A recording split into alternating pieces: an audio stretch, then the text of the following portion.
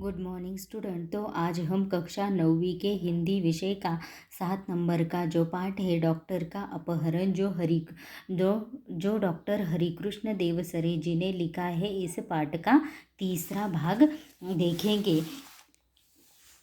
कई दिन बीत गए, कोई सूचना नहीं मिली। चूंकि डॉक्टर भटनागर का कोई शत्रु भी न था, इसलिए यह शंका करना व्यर्थ था कि उनकी हत्या कर दी गई होगी। पुलिस अब केवल दो ही सूत्रों पर विचार कर रही थी। एक यह कि कुछ गुंडों ने उन्हें छिपा लिया हो और सब उनकी पत्नी से मोटी रकम की मांग करे। दूसरा यह कि कोई डाकू दल उन्हें किसी डाकू का इलाज करने के लिए ले गया हो। कई दिन बीत गए। डॉक्टर भटनागर के गुम हो जाने पर बहुत सारे दिन बीत गए। कोई सूचना भी नहीं मिली, उनके बारे में कोई भी समाचार नहीं मिला। चूंकि डॉक्टर भटनागर का कोई चूंकि मतलब क्योंकि डॉक्टर भटनागर का कोई शत्रु भी नहीं था, तो इसलिए यह शंका करना भी व्यर्थ है। मतलब व्यर्थ है, उसका कोई भी अर्थ नहीं लगाया जा सकता कि क्योंकि उनकी हत्या कर दी होगी, ऐसा हम सोच भी नहीं सकते। पुलिस केवल दो ही सूत्रों पर विचार कर रही थी। दो ही सूत्र को मतलब कौन से सूत्र? यह कि कुछ गुंडों ने उन्हें उठाकर छिपा लिया हो और सब उनकी पत्नी से क्या कर देंगे, वह गुंडा बड़ी रकम की मांग कर देंगे। यह एक सूत्र। और दूसरा कौन सा सूत्र? कि यदि मतलब दूसरा यह कि कोई डाकू दल उन्हें किसी डाकू का दूसरे डाकू का इलाज करने के लिए ले गया होगा। इस दो ही सूत्रों पर पुलिस विचार कर रही थी। दिन पर दिन बीतते गए और डॉक्टर भटनागर के बारे में कोई जानकारी न मिली। दिन पर दिन मतलब दिन ब दिन गुजर रहे थे और डॉक्टर भटनागर के बारे में कोई भी जानकारी न मिल रही थी।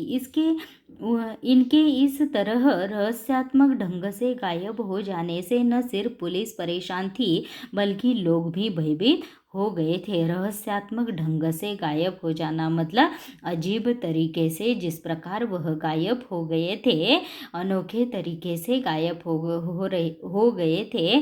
और ऐसा हो जाने पर क्या हो गया था, सिर्फ पुलिस भी परेशान नहीं थी, बल्कि आसपास के लोग भी क्या हो गए थे, भयभीत हो गए थे, घबरा गए थे।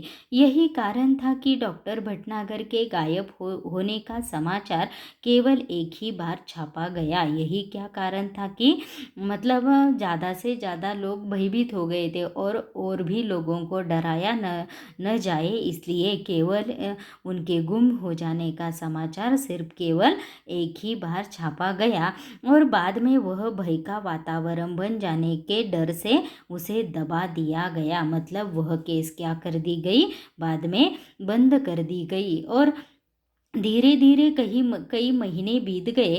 श्रीमती भटनागर निराश हो चुकी थी। श्रीमती भटनागर, डॉक्टर भटनागर की बीवी, क्या हो गई थी, निराश हो चुकी थी, हताश हो चुकी थी।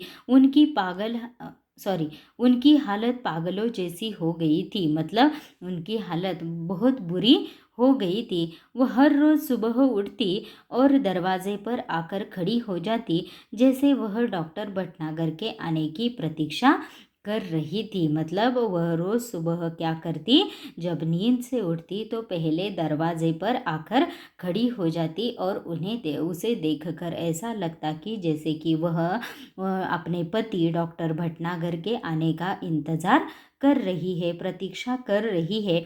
कई महीने बाद एक दिन श्रीमती भटनागर ने दरवाजे पर फिर से वैसी ही गाड़ी के पहियों के निशान देखे। कई महीने बाद श्रीमती भटनागर ने अपने दरवाजे पर कैसे गाड़ियों के पहिए देखे, जिस प्रकार जब भटनागर गायब हो गए थे और उन्हें लेने के लिए जो गाड़ी आई थी, उसी तरह के निशान उसने फिर से देखे। उन्हें लगा कि शायद डॉक्टर साहब आए हैं, लेकिन कहाँ है। उसे क्या लगा कि शायद डॉक्टर साहब वापस आ गए हैं, लेकिन मुझे दिखाई नहीं दे रहे हैं, लेकिन कहाँ है। उन्होंने तुरंत पुलिस को सूचना दी। पुलिस को तुरंत ही समाचार दे दिया। खोज जारी हो गई और ऐसा होने पर फिर से डॉक्टर भटनागर को ढूंढने की खोज जारी हो गई, मतलब शुरू हो गई। पुलिस का एक दल उनके घर पर भी आया, पुलिस का एक संघ या दल उनके घर पर भी आया। उसने गाड़ी के निशान देखे, लेकिन उन निशानों को देखकर कुछ भी अंदाज़ा लगाना कठिन था।